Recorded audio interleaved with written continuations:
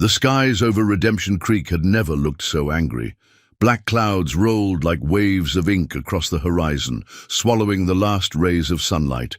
Thunder cracked like a whip, and rain fell in sheets so thick a man could drown standing. Up, the river that had once been the town's blessing now swelled with fury, threatening to become its curse. Before we jump back in, tell us where you're tuning in from, and if this story touches you, make sure you're subscribed, because tomorrow I've saved something extra special for you. In the growing darkness, a lone rider approached. His silhouette was sharp against the storm-lit sky, tall in the saddle, broad-shouldered, face half hidden beneath a sodden hat. The townspeople who spotted him from behind shuttered windows, crossed themselves, or reached for weapons. They knew who he was. Elijah Wolfe, the half-Apache outlaw whose name mothers used to frighten disobedient children. A man with blood on his hands and darkness in his past. None of them could have guessed that before the waters receded, this same feared outsider would risk everything to save the preacher's daughter, or that the town's gratitude would quickly twist into an ultimatum that would change all their lives forever. Mud clung to Elijah Wolfe's boots as he dismounted outside Donovan's saloon, the only establishment in Redemption Creek still lit against the growing storm. His horse, a muscled sorrel stallion with eyes like coal, snorted against the rain. Elijah patted the animal's neck, a gesture of reassurance more genuine than any he'd offered a human in years. "Easy, Thunder," he murmured, securing the reins. "To the hitching post." "Won't be long." Lightning split the sky, illuminating the scar that ran from his left temple down to his jaw, a reminder of the last time he'd set foot in this town 10 years ago. He was younger then, softer. The world had hardened him since, carved away everything but necessity and grit. The saloon fell silent as he pushed through the bat-wing doors. Conversations died mid-sentence. Cards froze in weathered hands. Only the piano player, too drunk to notice, continued plinking out a melancholy tune. Elijah moved to the bar with the careful grace of a mountain lion, aware of every eye tracking. His movement, every hand inching toward a hidden weapon. "Whiskey," he said, his voice low and rough from disuse. The bartender, Sam Donovan, a man whose belly had grown in proportion to his greed, hesitated before reaching for a bottle. "Money first," Donovan said, his voice carrying in the unnatural. "Quiet." Elijah placed a silver dollar on the counter. Its ring against the wood seemed to release some of the tension. A few conversations cautiously resumed. The card game picked up again, but the wary eyes remained. "Didn't expect to see you back in these parts," Donovan said, sliding over a glass of amber liquid. "Not after what happened with the Millers." Elijah didn't respond. The Millers were a wound he'd cauterized long ago, or thought he had. He drank. The whiskey in one swallow, feeling it burn all the way down. "I'm just passing through," he finally said. "Need supplies? Then I'll be gone by morning." A harsh laugh came from a corner table. Sheriff Wade Parker, older now, gray streaking his mustache, but with the same mean eyes Elijah remembered. "That's what you said last time," Parker called out, "before you burned down half the town and killed 3 good men." "They weren't good men," Elijah said quietly, "and it was one building." The piano player hit a sour note, then stopped altogether. The silence was complete now. "They were better than a half-breed outlaw," Parker spat. "Your kind isn't welcome here." Elijah turned slowly to face the sheriff. His hand didn't move toward the revolver on his hip, but the intent was there in his. Stillness, a predator deciding whether to strike. "My money's the same color as anyone else's," he said. "I'll be gone when the storm breaks." As if punctuating his words, thunder boomed overhead, so close it rattled the bottles behind the bar. Through the rain-streaked windows, lightning illuminated. The street now ankle-deep in water. The river was rising faster than anyone had anticipated. Parker stood, hand resting on his gun. "See that you are, or I'll finish what should have been done years ago." Before Elijah could respond, the saloon doors burst open. A young man stumbled in, soaked to the bone, panic etched on his face. "Sheriff," he gasped, "the North Bridge just washed out. Johnson's place is underwater and the dam at Miller's Creek is straining. Reverend Cooper sent me to ring the alarm bell." Parker cursed, forgetting Elijah momentarily. "How long have we got?" "Hours, maybe less. The Reverend's gathering folks at the church. It's on high ground." The saloon erupted in motion, men downing drinks, grabbing hats, rushing for the door.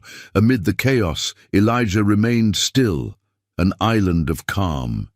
He'd seen floods before, knew their hunger, their patience, their power to erase mistakes and make new ones.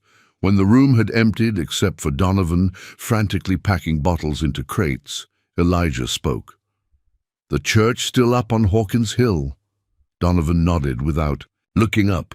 "Where it's always been, though Reverend Cooper would sooner see you drown than seek shelter there." Elijah left another coin on the bar and stepped back into the storm. The rain had intensified, beating against his hat and shoulders like tiny fists. The water in the street now reached his calves, carrying debris in its muddy current. Fence posts, barrels, a child's doll face down like a drowning victim. He mounted. Thunder, who pranced nervously against the rising water.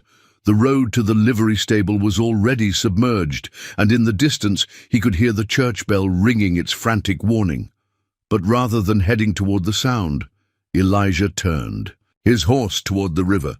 He needed to see it for himself, needed to understand what they were facing. The Apache side of his heritage had taught him to read the land, to see warnings in the bend of a grass blade or the flight pattern of birds. His white father had taught him only how to fear and fight. In moments like these, he embraced his mother's. Blood, the river roared in the darkness, a beast awakened and hungry. Where it normally flowed 20 feet below the banks, it now clawed just 5 feet from the top. Trees that had stood for decades were being torn away, their roots exposed like broken fingers grasping at empty air. Against the far bank, a wooden structure, someone's home, tilted crazily before being pulled into the current and smashed against rocks. Elijah watched, calculating. If the rain continued through the night, the river would reach the lower part of town by dawn. The church on the hill would be safe, but anything below Main Street was in danger, including the widow Larson's boarding house, where he'd planned to stay, and the general store where he needed supplies. As he turned to head back to town, a flash of movement caught his eye. Across the river, barely visible through the rain, a figure in a pale dress stood precariously close to the eroding bank. Even at this distance, he recognized her. Sarah Cooper, the preacher's daughter. What the hell was she doing out in the storm, alone, so close to danger? Before he could shout a warning, the bank beneath her gave way. One moment she was there, a pale ghost against the darkness. The next she was gone, swallowed by the churning waters. Elijah didn't think. He drove his heels into Thunder's sides and raced along the bank, eyes locked on the spot where she'd disappeared. The river bent sharply a quarter-mile downstream, creating a natural catch basin where debris and bodies often washed up. If he could reach it before she did, there might be a chance. Thunder seemed to understand the urgency, hooves cutting through the mud with desperate speed. They reached the bend just as Sarah's form tumbled in the current. She was still fighting, head bobbing above water, arms flailing, but the river was winning. Elijah dismounted in one fluid motion, tied his rope to Thunder's saddle horn, and secured the other end around his waist. The horse knew to brace itself. They'd done similar rescues with stranded cattle on his uncle's ranch years ago. The water hit him like a wall, knocking the breath from his lungs. The current immediately tried to drag him downstream, but the rope held taut. He pushed forward, fighting for every inch. The rain continued to lash his face, making it difficult to see, but he caught glimpses of pale fabric against the dark water. She was caught on something, a broken tree branch perhaps, just beyond his reach. Her face appeared briefly above. The surface, eyes wide with terror, mouth open in a scream swallowed by the river's roar. Then she went under again. Elijah lunged forward, the rope cutting into his waist. His fingers brushed fabric, then closed around an arm. He pulled her to him, locked an arm around her waist, and with his free hand gave 3 sharp tugs on the rope, the signal for Thunder to back up. The river fought to keep its prize, but slowly, agonizingly, horse and rope won out. Inch by inch, they were dragged toward the bank until finally, gasping and coughing, Elijah dragged them both onto solid ground. Sarah Cooper lay unconscious beside him, her dress plastered to her body, dark hair a tangled mess across her too pale face. But she was breathing. He pressed his ear to her chest to be sure, relief flooding him at the steady, if faint, beat of her heart. "Miss Cooper," he said, tapping her cheek lightly. "Sarah, wake up!"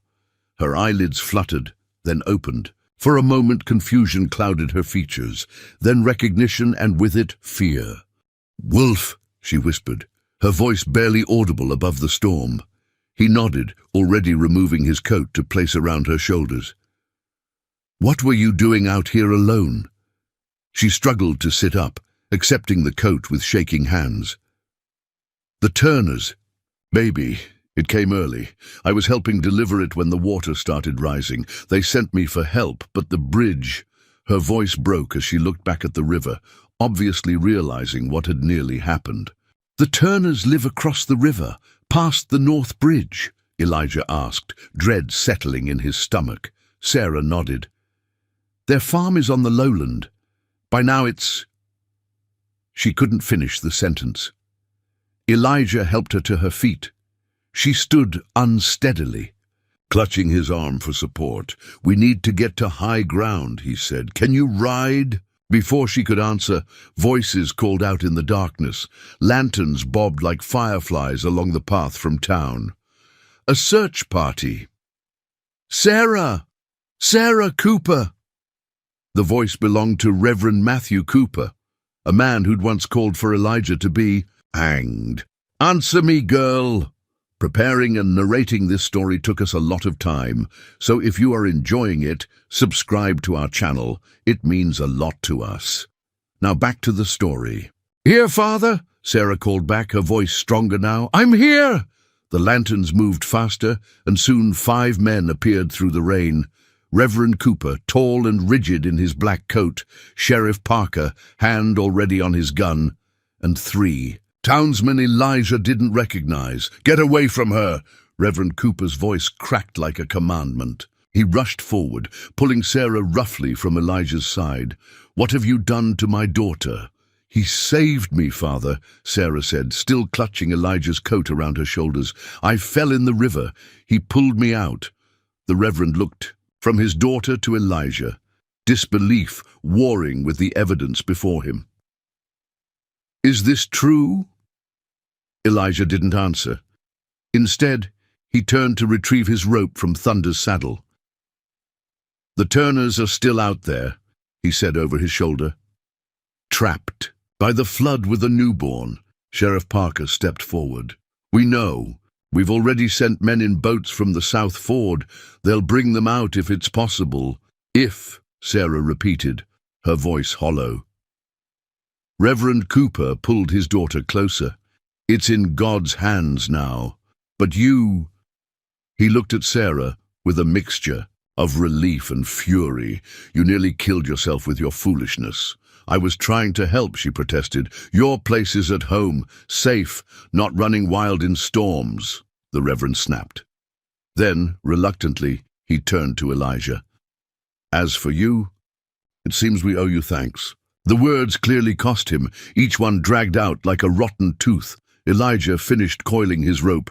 "You owe me nothing, but the flood's coming faster than you think. By morning, half the town will be underwater." "And how would you know that?" Parker challenged.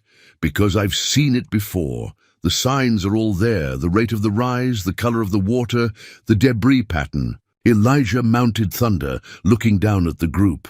"You should move everyone to higher ground than the church. The hill behind the cemetery would be better." Reverend Cooper bristled.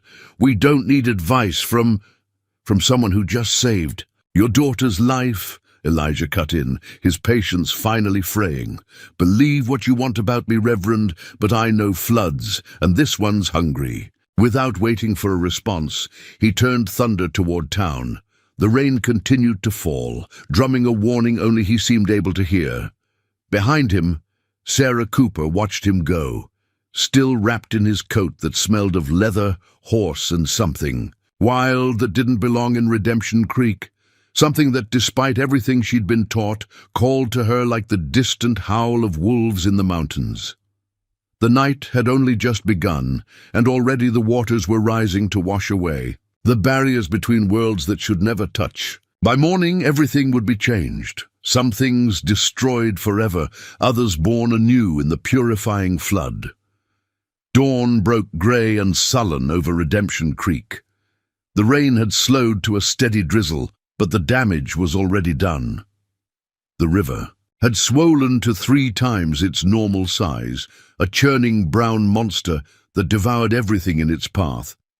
Main Street had become a shallow canal, water lapping at doorsteps and seeping under doors. The lower part of town was already submerged. To the rooftops, Elijah Wolfe stood on the church steps, watching the townspeople who had gathered through the night. Some prayed in huddled groups, others argued about what to do next. Children cried for toys left behind, for pets unaccounted for. The air was thick with fear and the musty smell of wet wool and unwashed bodies. He'd spent the night in the church stables, against Reverend Cooper's wishes, but with grudging permission from Sheriff Parker, who'd admitted they might need an extra pair of hands before this was over. Elijah had no illusions. They'd throw him out the moment the waters receded. For now, though, his knowledge of floods made him temporarily valuable. "Mr. Wolfe?" He turned to find Sarah Cooper standing behind him, his coat folded neatly in her arms. She'd changed into a simple blue dress, her hair tied back in a practical braid. The only evidence of her near drowning was a bruise blooming along her jawline and the shadows under her eyes. "Your coat," she said, holding it out. "Thank you for the loan." He took it with a nod. "You should be resting. There's too much to be done." Her gaze drifted past him to the flooded town below. The Turners made it out. Their baby, too, though Mrs. Turner is feverish. They lost everything else. Elijah shrugged into his coat. It smelled faintly of lavender now. Her scent mingled with his. "Most things can be replaced." "Not all things," she said quietly. Then with sudden directness, "Why did you come back to Redemption Creek after what happened with the Millers?" He studied her. How much did she know? She would have been just a child 10 years ago, 14, maybe 15. Old enough to hear the gossip, young enough to believe whatever version her father preached. "I needed supplies," he said finally. "Your town was on my route north." "North to where?" "Montana Territory. I have family there." Sarah's eyes, a startling shade of green in her pale face, held his steadily. "You're lying." Before he could respond, a commotion erupted near the church doors. Reverend Cooper emerged, followed by the town council, Sheriff Parker, Mayor Wilson, Dr. Abernathy, and old Judge Hollister. They gathered on the steps, faces grim. "Brothers and sisters," Reverend Cooper called out, his voice carrying across the churchyard. "The Lord has seen fit to test us with this flood, but we shall endure as Noah endured. We have established shelter here and in the schoolhouse on the North Hill. There is enough food for 3 days, by which time we pray the waters will recede." Mayor Wilson stepped forward, a portly man with anxious eyes. "We've formed rescue parties to check for stragglers and salvage what supplies we can. Anyone willing to volunteer should speak to Sheriff Parker." The crowd murmured. A few men stepped forward, mostly younger fellows with strong backs and something to prove. "What about the dam?" someone called out. "If Miller's Creek Dam breaks, we'll lose the whole valley." Sheriff Parker raised a hand for quiet. "We've sent men to shore it up, but there's only so much that can be done in this weather." "My mill will be destroyed if that dam breaks," shouted another voice. "Everything I've worked for, gone." "Better the mill than your life, Jacob," Dr. Abernathy said wearily. "We must focus on survival now. Property can be rebuilt." The debate continued, voices rising with the same urgency as the floodwaters. Elijah watched the panic spread through the crowd like ripples from a stone dropped in still water. He'd seen it before, how quickly civilization crumbled when nature reminded humans of their true place in the order of things. Sarah leaned closer to him, speaking under the noise. "The dam won't hold, not with this much rain. You know that for certain?" She nodded. "My father took me up there last spring to baptize the Miller children. It was already crumbling then. Mr. Miller patched it with whatever he could find, old wagon wheels, fence posts, even parts of a broken plow. He couldn't afford proper repairs," Elijah frowned. "Did you tell them?" He nodded toward the town leaders. "They don't listen to women about such things," she said with a hint of bitterness. "Especially not the preacher's daughter. I'm expected to serve coffee and quote scripture, not give structural assessments." An unexpected smile tugged at his lips. "You don't seem like the type to do what's expected." "Neither do you," she countered, but there was no malice in her voice. Their conversation was interrupted by Reverend Cooper, who had noticed his daughter standing too close to the outlaw. His face darkened as he strode toward them. "Sarah," he said sharply, "your place is inside, helping the women with the children." "I was just returning Mr. Wolf's coat," she said, her tone suddenly meek, a mask Elijah suspected she wore often. "That task is completed," Reverend Cooper said. "Now go inside." He turned cold eyes on Elijah. "As for you, Sheriff Parker is organizing the rescue parties. Make yourself useful or move on." Elijah kept his face impassive. "The dam at Miller's Creek is being handled," the Reverend cut him off. "We don't need your counsel on matters you know nothing about." Sarah opened her mouth, as if to speak, then closed it, her gaze dropping to the ground. With a last glance at Elijah, she turned and went inside the church. Reverend Cooper lingered, his tall frame rigid with barely contained hostility. "My daughter has a tender heart. She believes she owes you a debt for last night. Let me be clear. Whatever happened at the river, it doesn't change what you are or what you did in this town." "And what exactly am I, Reverend?" Elijah asked quietly. "A killer. A half-breed who brought nothing but death and dishonor to a family that took you in. The Millers treated you like a son, and how did you repay them? With fire and blood." Elijah's jaw tightened. "You don't know what happened that night." "I know." "Enough." The Reverend's eyes were cold as winter. "Stay away from my daughter. Once this flood passes, you'll leave Redemption Creek and never return. Am I understood?" Without waiting for an answer, he turned and followed Sarah into the church. Elijah stood alone on the steps, watching the rain fall on the drowned town. The familiar anger coiled in his stomach, but he pushed it down. The Reverend, like most men of God he'd encountered, saw the world in simple terms: good and evil, black and white, saved and damned. There was no room in such a worldview for the grey truths that had defined Elijah's life. He turned his attention to the dam. If Sarah was right, and something told him she usually was, then the worst was yet to come. Redemption Creek would soon face a reckoning far more immediate than divine judgment. Sheriff Parker was organizing men near the churchyard gate, dividing them into groups with assigned sectors of the town to search. Elijah approached, ignoring the distrustful glances from the other volunteers. "I want to check the dam," he said without preamble. Parker barely looked up from his map. "Already sent Mason and the Calloway boys. They know what they're doing. Not if they think it can be saved." Elijah pointed northwest, where dark clouds still gathered. "There's more rain coming. That dam was never built to handle this much." "Water, and you're suddenly an expert on dams?" Parker sneered. "I helped build 3 of them on Apache land." It wasn't entirely true. He'd helped repair them, not build them from scratch. But it was close enough. If Miller's Creek Dam fails, the water will funnel straight through the valley and hit the town from the west. Everyone on this hill will be cut off. This got Parker's attention. "What are you suggesting?"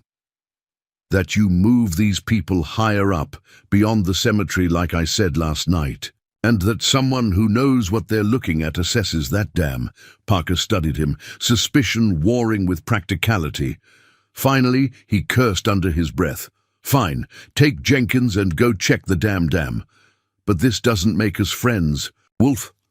"Wouldn't dream of it, Sheriff."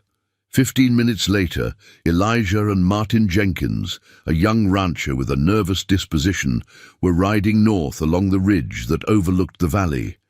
The rain had intensified again, driving into their faces with stinging force. Below them, the destruction was laid bare in daylight. Homes reduced to rooftops poking above the muddy water, drowned livestock floating bloated near what had once been pastures, the twisted remains of the North Bridge jutting from the river, like broken bones. "Never seen it this bad," Jenkins shouted over the wind. "Flood of '63 was high, but nothing like this." Elijah nodded, keeping his eyes on the trail ahead. The mud was getting deeper, threatening to suck the horses down if they strayed from the rocky spine of the ridge. Thunder handled it well, mountain-bred and sure-footed, but Jenkins' mare struggled, whinnying in distress as her hooves slipped on the treacherous ground. "We should turn back," Jenkins called after another near fall.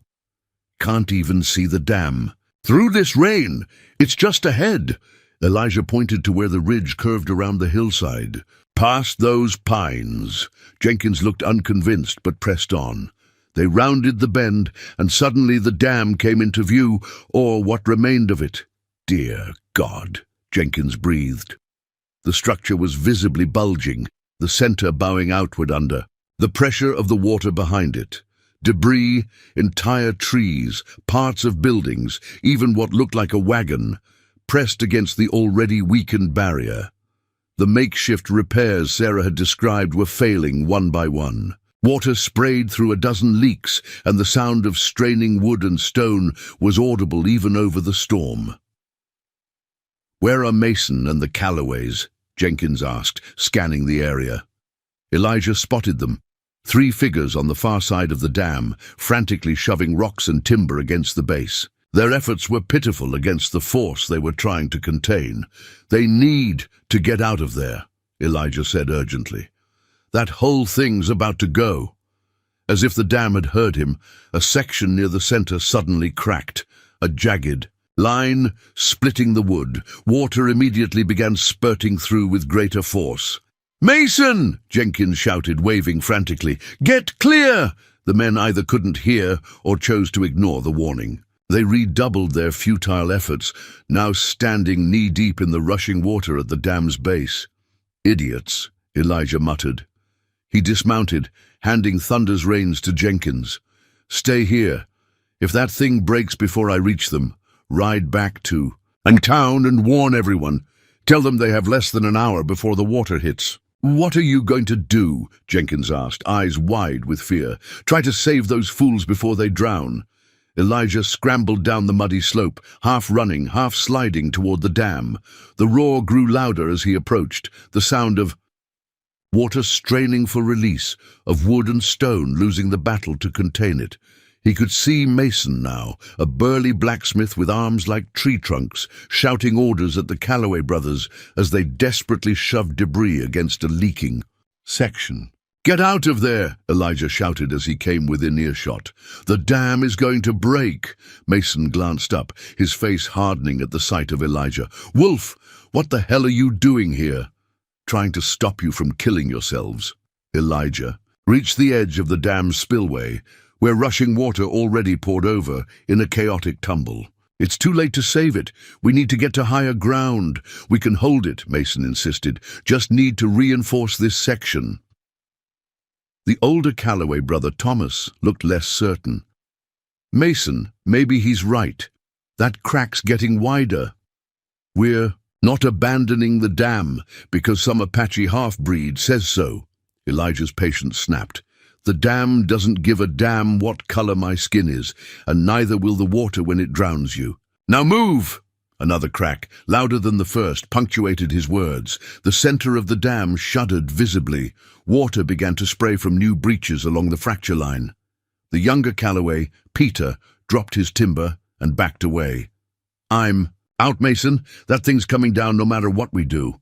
Mason cursed, but finally seemed to grasp the reality of their situation. Fine. Everyone back to the ridge.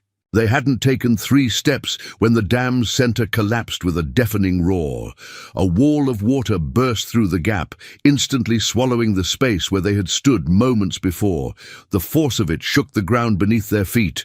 "Run!" Elijah shouted, pushing the Calloway brothers ahead of him. "Up the slope!" The water surged behind them, gaining speed as it funneled through the broken dam. Mason stumbled on the muddy incline, went down hard on one knee. Elijah grabbed his arm, hauling him upright. "Move, damn you!" They scrambled up the slope, the water nipping at their heels like a living predator. Jenkins was shouting from above, urging them on. 10 more feet. 5. The water swirled around their ankles, then receded as the slope grew steeper. They reached the top, gasping and mud-covered, just as the full force of the released floodwaters thundered down the valley toward Redemption Creek.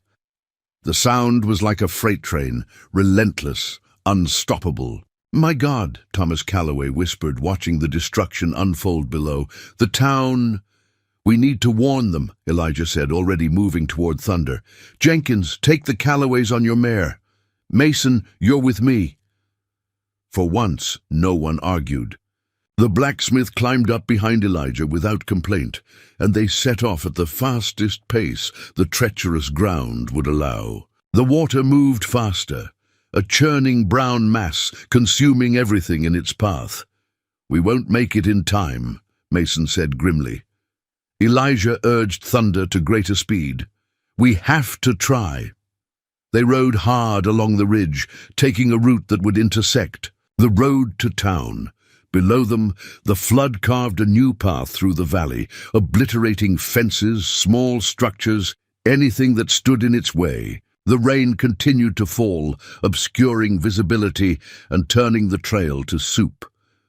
Despite their efforts, the water reached the lower part of Redemption Creek first. From their elevated position, they watched as it slammed into already flooded buildings, tearing some from their foundations. The church and schoolhouse on their hills stood safe for now, but the water quickly surrounded them, cutting off any escape routes. By the time they reached the road down to the church, a crowd had gathered outside, watching in horror as their town was devoured. Sheriff Parker spotted them first, striding forward with his hand on his gun, a habit he seemed unable to break even in the face of natural disaster. "The dam?" he asked, though the answer was obvious. "Gone," Elijah confirmed, dismounting. "The valley's flooded. This hill is now an island, and the water's still rising." Reverend Cooper pushed through the crowd, face pale beneath his beard. "How many dead?" "None at the dam," Mason said, sliding down from Thunder's back. "Thanks to Wolf here. He warned us just before it broke." The admission clearly cost Mason something, but the blacksmith met Elijah's eyes with grudging respect. Murmur went through the gathered townspeople. Elijah ignored it, focusing instead on the practical problems at hand. The cemetery hill is still your best bet. The water won't reach that high, but the path connecting these 2 hills will be underwater within hours. We can't move all these. "People again," Mayor Wilson protested. "The sick, the elderly, they're exhausted already." "Better exhausted than drowned," Sheriff Parker said grimly. He turned to the crowd. "Start gathering your things. We move in 30 minutes." As the people dispersed to prepare, Sarah appeared at her father's side. Her eyes found Elijah's immediately. "You were right about the dam," she said softly. "Reverend," Cooper frowned at his daughter. "This is not the time for 'I told you so,' Sarah." "I wasn't," she began, then stopped herself. "Yes, Father." Elijah watched the subtle change in her posture, the way she seemed to shrink under her father's disapproval. It reminded him of something, a memory he'd buried long ago. Another young woman, another controlling father. The miller's daughter, Hannah. The realization struck him with unexpected force. Sarah Cooper didn't know the truth about what had happened 10 years ago. No one in this town did. They had their story, their villain, and no interest in anything that might complicate that narrative.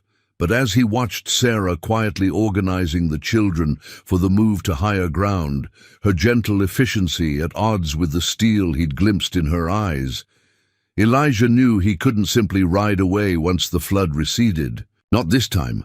The water had washed away the barriers between past and present. Now the truth, like the flood itself, would no longer be contained. The cemetery hill loomed like an island in a sea of destruction. Water surrounded its base on all sides now, cutting it off from the rest of the world. The townspeople of Redemption Creek had made the journey just in time, the last stragglers splashing through knee-deep water as the path between the church hill and cemetery ridge disappeared. Beneath the rising flood, night was falling again, the second since the storm began. The rain had finally stopped, but the damage was done. From their vantage point, they could see the remnants of their town. Rooftops, the steeple of the church, the upper story of the hotel, poking above the murky water like tombstones marking where civilization once stood. Elijah Wolfe helped Thomas Calloway secure a makeshift shelter for the elderly and infirm. Canvas salvaged from wagons stretched between trees, creating a rough tent. Inside, Dr. Abernathy tended to Mrs. Turner, whose fever had worsened, and 3 others suffering from exposure and exhaustion. "Never thought I'd be building shelters in a graveyard," Thomas muttered, hammering a stake into the soggy ground. "Seems like tempting fate." "Better than the alternative," Elijah replied, securing a rope to a nearby oak. Thomas glanced at him, then back at his work. "Mason told us what you did at the dam. Said we'd all be drowned if you hadn't shown up." Elijah said nothing, focusing on the knot in his hands. "Why'd you do it?" Thomas pressed. "Risk yourself for men who'd just as soon see you swing?" "Same reason I'd pull a snake from a fire," Elijah said finally. "Being in danger doesn't make you less human." Thomas considered this. Hammer paused mid-swing. "Fair enough." He resumed his work, then added, "Still, thank you." Before Elijah could respond, Sheriff Parker approached, his boots squelching in the mud. Despite the circumstances, his badge still gleamed on his chest, polished and prominent, a symbol of authority he seemed desperate to maintain. "Wolfe," he said curtly. "Reverend Cooper's calling a meeting. Town leaders in 10 minutes by the old Grove Monument." "I'm not a town leader," Elijah pointed out. Parker's mouth twisted. "No, but you seem to know floods better than most. Figured you might have something useful to say for once." It was as close to civility as the sheriff was likely to get.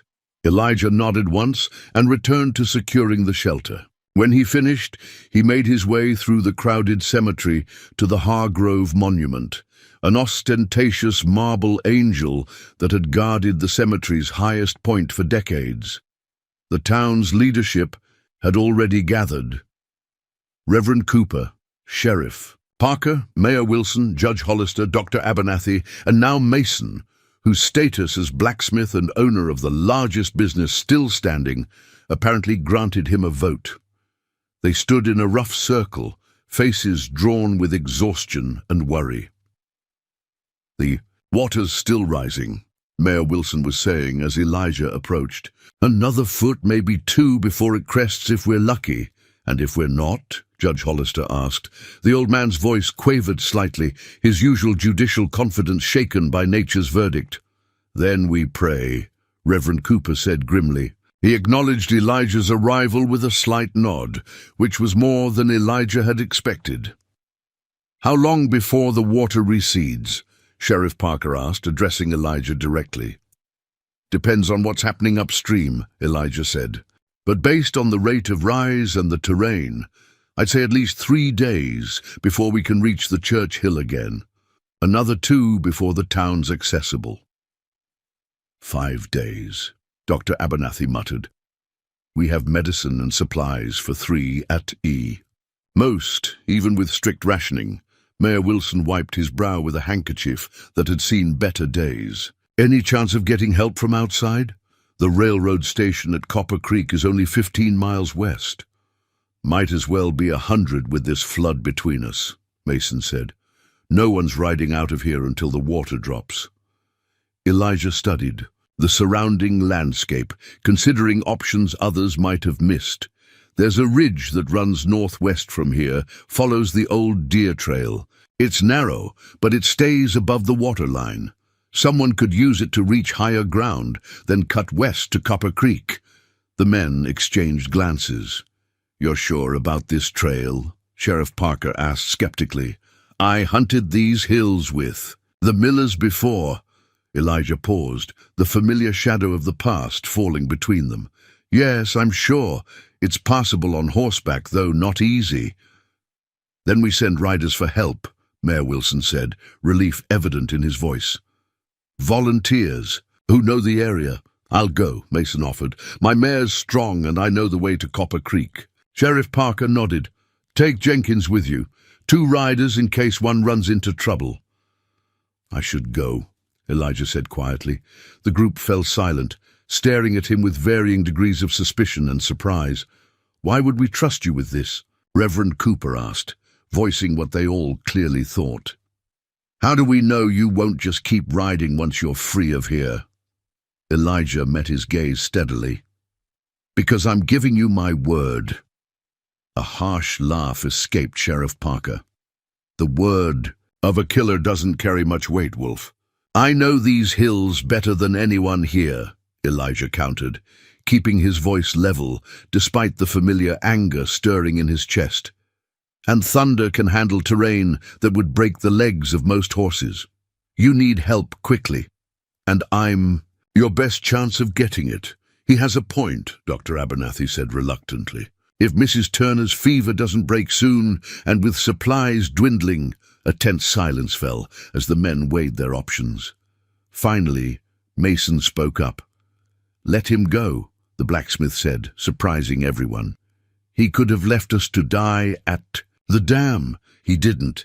That counts for something in my book. Sheriff Parker scowled, but seemed to recognize he was being outmaneuvered. Fine, but he doesn't go alone. I want one of our men with him. I'll accompany Mr. Wolf. The voice came from behind them. Sarah Cooper stood just outside their circle, her blue dress muddied at the hem, but her spine straight as a rail. She'd clearly been listening to their entire conversation. Absolutely not, Reverend Cooper said immediately. This isn't a discussion for women, Sarah. Return to helping with the children. Sarah didn't move. I'm the lightest rider here except for Peter Calloway, who has a broken arm from the dam collapse.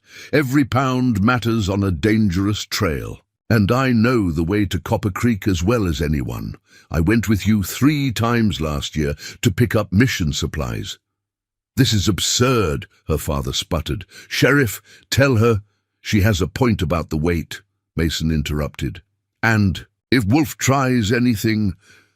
The threat was left hanging, but understood by all. Elijah said nothing, watching the steel in Sarah's eyes as she faced down her father and the town's leadership. It was clear now why she'd appeared. She'd heard them, planning to send riders, and had prepared her arguments in advance. The preacher's meek daughter wasn't so meek after all. I forbid it, Reverend Cooper said, his voice hardening. As your father and your spiritual guide, I forbid it. With respect, Father, we're discussing the survival of our entire community. Sarah replied, her tone somehow both deferential and immovable. This isn't about what's proper, but what's necessary. Dr. Abernathy cleared his throat. Matthew, she does make practical sense. 2 lighter riders would move faster than Mason and Jenkins. And would you send your daughter out alone with him? Reverend Cooper demanded, jabbing a finger toward Elijah. I have no daughter, the doctor said quietly. But if I did, and it meant saving lives, yes, I believe I would. The Reverend turned to Sheriff Parker, clearly expecting an ally, but the lawman was studying Sarah with grudging assessment. She can handle herself better than most, Parker admitted. Saw her outshoot half the men at last year's July festival. And Wolf knows that if anything happens to her, he'll never draw another breath once I find him. Elijah had remained silent throughout the exchange, but now he spoke directly to Sarah. The trail is dangerous in the best conditions. Now, with the ground saturated, it'll be worse. Are you certain? I am, she said, meeting his gaze without hesitation. He nodded once, then turned back to the group. We'll leave at first light. Need to gather supplies, prepare the horses. Reverend Cooper's face had darkened to a thunderous shade. This meeting is not concluded. I have not given my permission.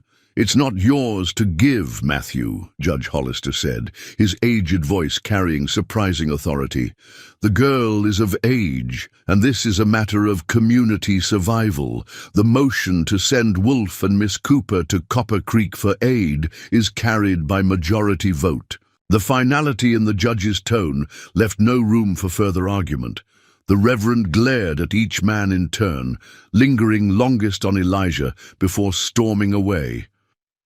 Well, that went about as well as expected, Mayor Wilson muttered. Wolf, Miss Cooper, gather what you need. The rest of us will see to the camp. As the group dispersed, Sarah approached Elijah. Thank you for not objecting to my coming along. I've learned not to stand in the way of someone who knows their own mind, he replied. A small smile touched her lips. Unlike most men in Redemption Creek. Her expression grew serious. My father will try to prevent this. Be ready to leave. Before dawn, not at first light, Elijah raised an eyebrow. You'd defy him openly. To save lives? Yes. She glanced toward where her father had disappeared among the makeshift shelters. He sees the world as he wishes it to be, not as it is. Sometimes that's a gift, other times it's dangerous. With that cryptic assessment, she turned and walked away, her slender figure soon lost among the crowded graves and huddled survivors. Elijah made his way back to where he'd tethered Thunder. The stallion greeted him with a soft whicker, seemingly untroubled by the chaos around them. Animals understood natural disasters differently than humans. They lacked the capacity for existential despair, for imagining destroyed futures, for blaming gods or fate or each other. They simply endured, adapted, survived. We ride before dawn, he told the horse, stroking its muscled neck. With company. Thunder's ears flicked forward, as if considering this information. The preacher's daughter, Elijah continued, checking the saddle for any damage from their earlier hard ride. Stubborn woman. Reminds me of someone. He didn't say who, but Hannah Miller's face floated in his memory, another woman who'd stood her ground when others expected compliance. The comparison unsettled him. Hannah's courage had led to tragedy. Would Sarah's do the same? The night deepened around the cemetery hill. Campfires flickered like fallen stars among the graves. Parents sang quietly to frightened children. The elderly huddled under blankets, their weathered faces contemplating a second displacement in their lifetimes. Young men kept watch at the hill's edges, though what they were watching for, none could say. The flood had no malice, no intent, only the mindless persistence of water seeking its level. Elijah found a spot beneath an old oak tree, away from the main encampment. He spread his bedroll on the driest patch of ground he could find, and sat with his back against the trunk, hat tilted low over his eyes. He didn't expect to sleep much, but he needed rest for the journey ahead. Mr. Wolf. He looked up to find Sarah standing before him, a bundle in her arms. Gone was the blue dress, replaced by riding clothes, men's trousers, a simple shirt, and a worn leather jacket that hung too large on her frame. Her hair was braided and tucked beneath a hat, giving her a boyish appearance at first glance. though no one looking closely would mistake her for male. "You should be resting," he said. "I brought supplies." She knelt, unwrapping the bundle to reveal jerky, hard biscuits, a canteen, and a small medical kit. "It's not much, but it's what I could gather without raising questions." "Your father will." "Notice those clothes," Sarah shrugged. "They were my brother's before he left for the war. Father never goes into his room, so they won't be missed." She hesitated, then sat beside him, though keeping a proper distance. "May I ask you something?" Elijah nodded once. "Why did you really come back to Redemption Creek? And don't say supplies. There are a dozen towns between here and Montana where you could have restocked." He studied her in the darkness, weighing how much to reveal. There was something in her directness that demanded honesty in return. "I came to bury something," he said finally. "Something or someone." Her voice was soft but persistent. A memory, a version of the truth that wasn't true. He shifted, uncomfortable with the admission. "What do you know about the Miller incident?" Sarah drew her knees up, wrapping her arms around them. "That you were taken in by the Miller family as a boy. That there was a fire at their home. Hannah Miller and her parents died and you disappeared the same night. People said you killed them. And you believed that?" "I was 15. I believed what I was told." She tilted her head slightly. "Now I'm not so sure. If you were a murderer, why come back? Why risk yourself for people who hate you?" "Maybe I am a murderer," he said, his voice low. "Maybe I just kill selectively." Sarah didn't flinch from his harsh words. "I don't think so. I've seen men kill for pleasure. My father ministered to condemned men in Yuma prison before we came. Here, you don't have those eyes. You read your eyes now, Miss Cooper? When it matters." She stood, brushing dirt from her borrowed trousers. "We leave an hour before dawn. I'll meet you here." As she turned to go, Elijah spoke again. "Why are you really doing this? It's not just about saving the town." Sarah paused, her back to him. For a long moment she was silent. When she finally spoke, her voice carried a weight beyond her years. "Because every day in this town is like drowning by inches. Because I've watched good people twist themselves into cruelty in the name of righteousness. Because sometimes—" She looked back at him, her face half-shadowed in the darkness. "Sometimes salvation comes from unexpected places." With that she walked away, leaving Elijah to ponder her words and the journey that lay ahead. Behind him, the oak tree creaked in a gentle breeze, the first wind not carrying rain since the storm began. Above, stars pierced the clearing sky, indifferent to the flood, the town, the tangled histories of those trying to survive below. Morning would come soon enough, bringing with it a path forward, narrow, treacherous, but possible. For now, that was enough. Stars still glimmered in the pre-dawn sky when Elijah Wolfe awoke. He hadn't truly slept, more dozed, alert to every sound, every shift in the wind. Years on the run had taught him the survival value of light sleep. He rose silently, gathering his few possessions and the supplies Sarah had brought. Thunder stood nearby, already saddled and ready, as if the horse sensed the importance of their mission. The cemetery was quiet, most of the refugees still wrapped in exhausted slumber. Only 2 sentries kept watch at the perimeter, and they were stationed on the opposite side of the hill, eyes fixed on the flooded valley below rather than the ridge behind. Elijah moved like a shadow among the graves, leading Thunder by the reins to avoid the noise of mounting.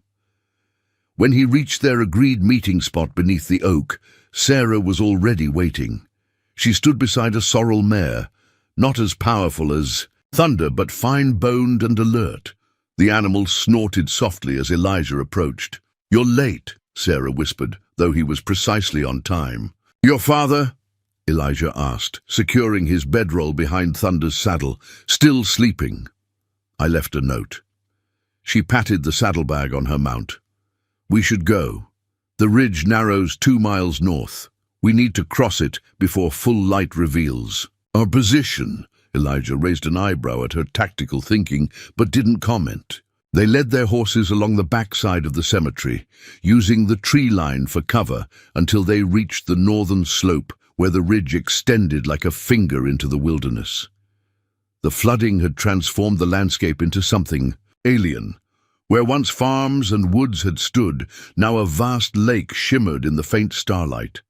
The trail ahead, barely visible in the best of times, clung to the spine of the ridge like a last hope, in places barely wider than a horse's stride. "I'll lead," Elijah said as they prepared to mount. "Stay at least 10 feet back. If Thunder slips or hesitates, stop immediately." Sarah nodded, swinging into her saddle with practiced ease that surprised him. Not many preachers' daughters rode astride with such confidence. But then, Sarah Cooper had already proven herself. Far from typical. "What's her name?" Elijah asked, nodding toward the mare. "Promise," Sarah replied. "My brother named her before he left, said she was a promise he'd return." Her voice held no emotion, but the absence itself spoke volumes. Did he? No. Sarah adjusted her hat, pulling it lower as the first hint of dawn lightened the eastern sky. "Are we going or talking family history?" Elijah mounted Thunder and urged the stallion forward without another word. The trail immediately demanded his full attention. Muddy, treacherous, bordered on one side by a steep drop to flood waters below, on the other by rocky inclines too steep for a horse to climb. Thunder picked his way carefully, ears forward, muscles tense with concentration. Behind him, Sarah and Promise followed, keeping the prescribed distance. The mare seemed to understand the danger, placing her hooves precisely where Thunder's had been. For nearly an hour, they moved in silence, broken only by the soft clink of tack and the occasional call of a bird awakening to the new day. As the sky brightened from black to deep blue to the rose gold of sunrise, the full extent of the flood became visible. The entire valley lay underwater, a vast inland sea dotted with the tops of trees and the occasional roof. In the far distance, the broken dam was barely visible, a jagged tear in the landscape. "It's worse than I thought," Sarah said, breaking the silence as they paused on a slightly wider section of trail. "The entire Thompson farm is gone, and look, the water's reached the base of the church hill." Elijah nodded grimly. "Another day of this, and even the cemetery hill might not be high enough. We need to make Copper Creek by nightfall." They pressed on as the sun climbed higher, its heat drawing mist from the floodwaters below. The going was painfully slow.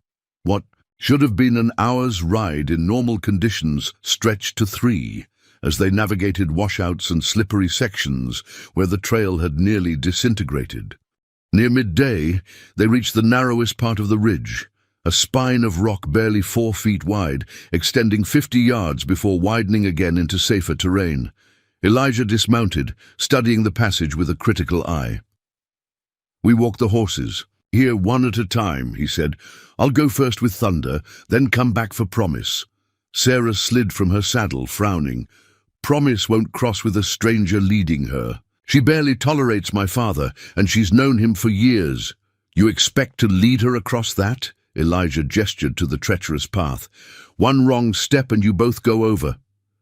"I expect to trust my horse and myself," she replied evenly. "Just as you trust Thunder." Elijah recognized the set of her jaw, the same stubborn determination she'd shown at the town meeting. Arguing would waste precious time they didn't have. "Your funeral," he muttered, taking Thunder's reins. "Wait until I'm completely across before you start." The crossing was nerve-wracking even for Elijah, who'd navigated similar terrain in Apache country. The rock was slick from the recent rains, and parts of the path had crumbled away, leaving barely enough room for Thunder's hooves. The stallion was tense but obedient, moving with exquisite care, guided by Elijah's soft commands and the light pressure of the reins. When they finally reached the wider section on the far side, Elijah let out a breath he hadn't realized he was holding. He turned to call back to Sarah, only to find she'd already started across, ignoring his instruction to wait. She moved with the same calm precision as before, one hand on Promise's reins, the other sometimes steadying herself against the mare's shoulder. The horse seemed to sense the danger, placing each hoof with deliberate care, nostrils flared but eyes steady. Elijah watched, tension knotting his shoulders as they navigated the narrowest section. In one heart-stopping moment, loose stones clattered away under Promise's hoof, dropping into the flood far below. The mare tensed, freezing in place. Sarah murmured something Elijah couldn't hear, her hand gentle on the horse's neck. After a breathless second, Promise continued forward. When they finally reached him, Elijah didn't bother hiding his irritation. "I said wait. And waste more daylight?" Sarah shook her head. "We can't afford delays. We can't afford a dead messenger." "Either," he countered. "Next time, follow instructions." A hint of a smile touched her lips. "Is that what you did 10 years ago? Followed instructions?" The question hung between them, sharp as a knife point. Elijah turned away without answering, checking Thunder's saddle before mounting again. Sarah did the same, and they continued along the ridge, which now widened enough to ride side by side when the terrain allowed. As the day progressed, the landscape gradually changed. The ridge rose higher, connecting to the foothills of the mountains that framed the western horizon.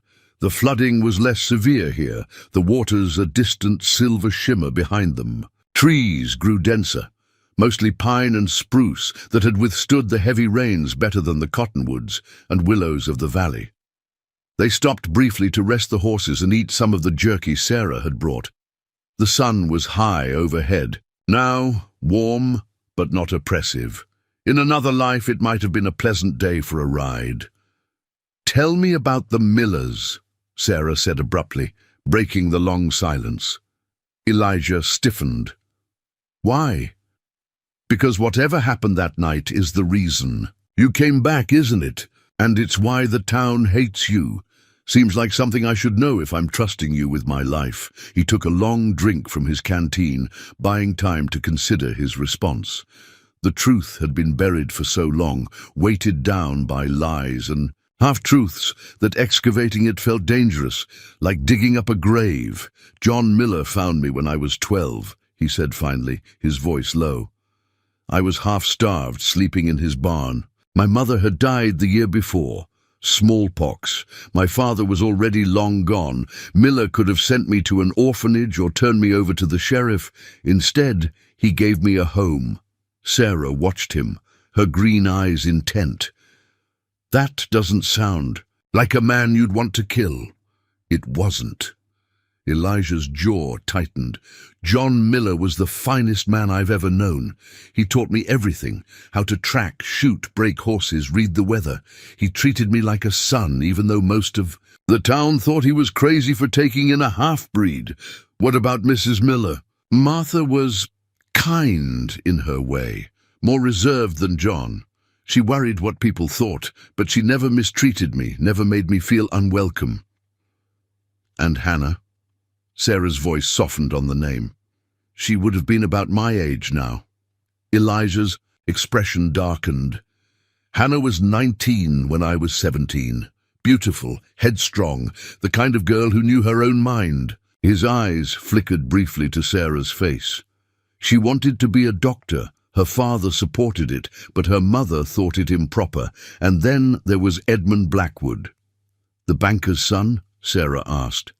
"He moved away years ago, after the fire." Elijah nodded. "Blackwood wanted Hannah, not as a wife, though that's what he told her parents. She refused him. He didn't take it well." Sarah frowned. "What does this have to do with the fire? With you leaving?" Elijah stood abruptly. "We should move. Still a long way to Copper Creek."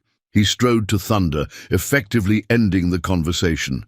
Sarah didn't press further, but as they mounted and continued their journey, he could feel her gaze on him, thoughtful and assessing.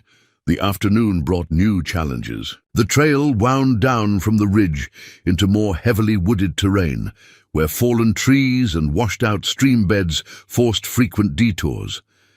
At one particularly bad crossing, where a creek had swollen to 10 times its normal size, they lost nearly an hour finding a safe place to ford. By late afternoon, dark clouds had gathered again on the horizon, threatening more rain. Elijah pushed their pace as much as the difficult terrain allowed, conscious of the fading daylight and the distance still to cover. "We won't reach Copper Creek by nightfall," Sarah observed as the shadows lengthened. "Not at this rate." "There's a line shack about 3 miles ahead," Elijah replied. "Used by hunters and trappers. If it's still standing, we can shelter there for the night." Sarah nodded, seemingly untroubled by the prospect of spending a night alone in the wilderness with a man her town considered a murderer. Either she was remarkably brave or remarkably foolish. Elijah wasn't sure which. The rain held off, but darkness fell quickly under the heavy cloud cover. They navigated the last mile by instinct more than sight, the horses picking their way carefully. Through the gloom, when the squat outline of the line shack finally appeared in a small clearing, Elijah felt relief wash through him. "Wait here," he told Sarah, dismounting. "Let me check it first." The shack was crude but solid, a single room built of logs with a dirt floor and a stone fireplace. The roof had held against the recent storms, though water had seeped under the door, leaving the floor muddy. A quick inspection revealed no current occupants, human or animal. "It's clear," he called to Sarah, who led both horses to the lean-to attached to one side of the shack. As she began unsaddling them, Elijah gathered firewood from the small stack against the back wall. Soon a fire crackled in the hearth, casting dancing shadows on the rough walls. They worked in companionable silence, Sarah arranging their bedrolls on opposite sides of the small room, while Elijah prepared a simple meal from their supplies. The domesticity of it felt strange to him, accustomed as he was to solitary camps and silent nights. "You never finished the story," Sarah said as they sat before the fire, warming their hands around tin cups of coffee. "About the Millers. About why you left." Elijah stared into the flames. Part of him wanted to deflect again, to bury the past where it couldn't hurt anyone. But another part, a part he'd thought long dead, wanted her to know the truth. Wanted someone to know. "Blackwood came to the house that night," he said, his voice barely audible above the crackling fire. "Drunk, angry. Hannah had publicly rejected him that afternoon at church. Said she'd rather die a spinster than marry a man who thought women belonged in the kitchen and bedroom only." Sarah's expression didn't change, but her knuckles whitened around her cup. "John and Martha were in town at a church meeting. Hannah and I were alone at the house. Blackwood barged in, demanding to speak to her. When she refused to see him, he became violent." Elijah's jaw clenched at the memory. "I heard the commotion from the barn where I was working. By the time I reached the house, he had her cornered in the kitchen." "What did you do?" Sarah asked.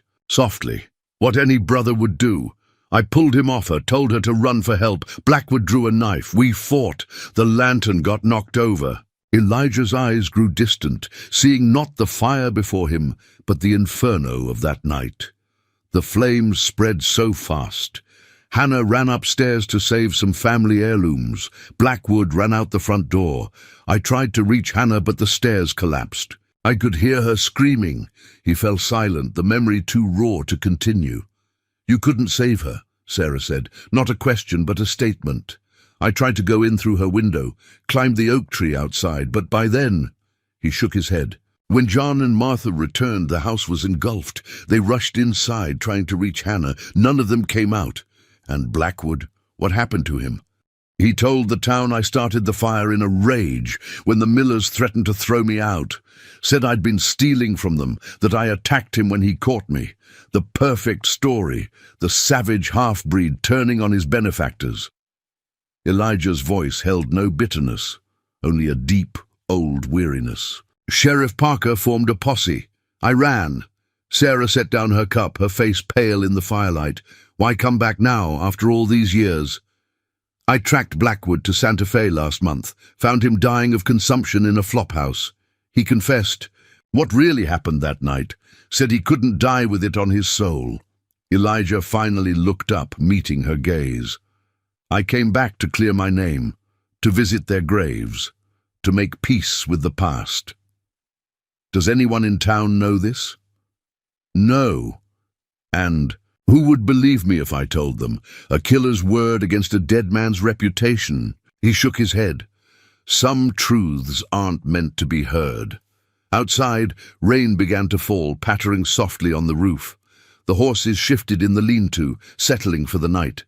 Inside, the fire popped and hissed, casting their shadows large against the wall. Two figures separated by space, but connected by the sharing of a truth long buried. I believe you, Sarah said simply. The words hung in the air between them, small but weighty. Elijah didn't respond, but something in his posture eased slightly, a tension released. Hannah wanted to be more than what Redemption Creek would allow, Sarah said after a moment of silence. Just like I do. Elijah looked up at her, studying her face in the dancing firelight. What is it you want to be? A doctor. Her voice gained strength as she spoke the dream aloud. Not just a midwife tolerated out of necessity, but a true physician with the education and respect that comes with it. There's a women's medical college in Philadelphia. I've kept the newspaper clipping about it for 3 years now. Your father knows. She shook her head, a sad smile touching her lips. He found it once, tucked in my Bible, said it was vanity to aspire beyond my station, that God had ordained women for certain roles and men for others. Her fingers absently traced patterns on the rough floorboards beside her. When I argued, he quoted scripture until I had no words left. Yet you still kept the clipping, Elijah observed. Hidden in the lining of my winter boots, she admitted. A flash of mischief in her eyes. Even the most righteous father doesn't check there. The small act of rebellion seemed to encapsulate everything about her. The proper preacher's daughter on the surface, the determined woman beneath. Elijah felt a sudden, unexpected kinship with her that went beyond their shared ordeal. John Miller would have approved, he said quietly. He believed people should become what they were meant to be, not what others decided for them. That's why he took me in when everyone said a half Apache boy would bring nothing but trouble. He sounds like a wise man. He was. Elijah's voice softened with memory. When I first came to live with them, I barely spoke. Not because I couldn't, but because I'd learned that silence was safer. John never pushed, just included me in everything, taught me to track, hunt, care for the horses, let me find my voice in my own time. And Hannah, what was she like, truly? Sarah asked, her curiosity genuine rather than prying. Elijah hesitated, then reached into his shirt pocket and withdrew a small, worn photograph. He passed it to Sarah, who examined it in the firelight. The image showed a young woman with dark hair, framing a heart-shaped face, her expression serious but with a hint of defiance in her eyes. She wore a plain dress, but her posture suggested someone who chafed against constraints. She looked strong, Sarah observed, handing the photograph back. She was stubborn as a mule, John used to say, never took no for an answer. A rare smile crossed Elijah's face. When she decided to become a doctor, she ordered medical textbooks without telling her parents, hid them under her bed and studied, by candlelight after everyone was asleep. What happened when they found out? John laughed and said he'd known all along. Told her if she was serious, he'd find a way to send her to medical school, no matter what the town thought. The smile faded. Martha was harder to convince, worried about Hannah's reputation, her marriage prospects. But she was coming around, bit by bit, until Blackwood, Sarah said softly. Elijah nodded, his expression darkening. He was the banker's son, used to getting what he wanted. When Hannah rejected him publicly, it wasn't just her he wanted to hurt, but her entire family, including me, the half-breed they'd taken in over the objections of decent folks like his father. A log shifted in the fire, sending sparks spiraling upward. Outside, the rain intensified, drumming steadily on the roof. After the fire, Elijah continued, his voice dropping to almost a whisper, I rode for 3 days without stopping. Didn't know where I was going, just knew I couldn't stay.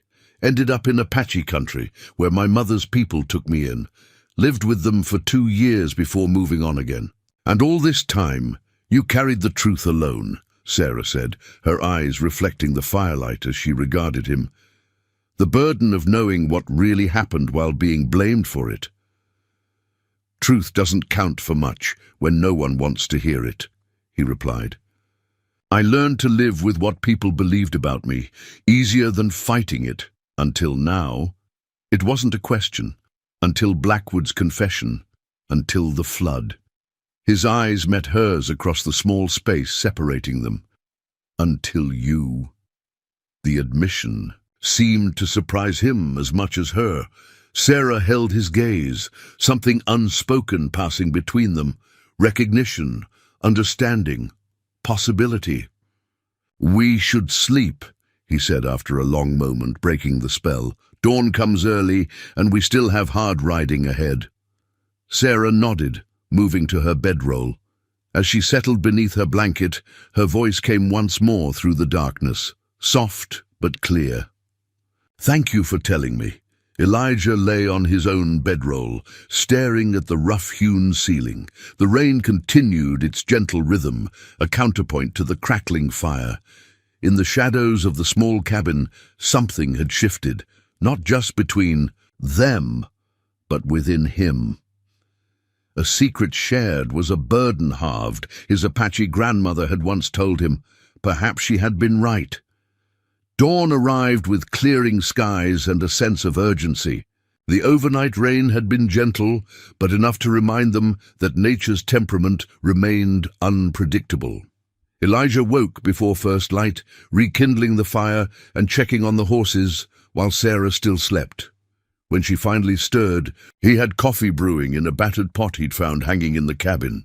How long until Copper Creek? She asked, accepting a steaming cup with murmured thanks. If the trails are passable, we could reach it by midday, Elijah replied, packing away their meager supplies. From there, it's another hour to the railroad station. Sarah nodded, her expression thoughtful as she sipped her coffee. The revelation of Elijah's past seemed to linger between them, not a barrier anymore, but a shared confidence that had altered something fundamental in their understanding of each other. What will you do? She asked suddenly. After we bring help back to Redemption Creek, will you stay? Elijah paused in his work, considering the question. Why would I? The truth about the Millers won't change how the town feels. Some stories are too comfortable to surrender, especially when they confirm what people already want to believe. You could try, Sarah persisted. With Blackwood's confession, a deathbed confession, with no witnesses except the accused? Elijah shook his head. Even if Parker believed me, which he won't, the town has spent 10 years seeing me as a killer. That kind of judgment doesn't wash away easily. So you'll just leave again? Let the lie stand? There was a challenge in her voice, soft but unmistakable. Elijah's jaw tightened.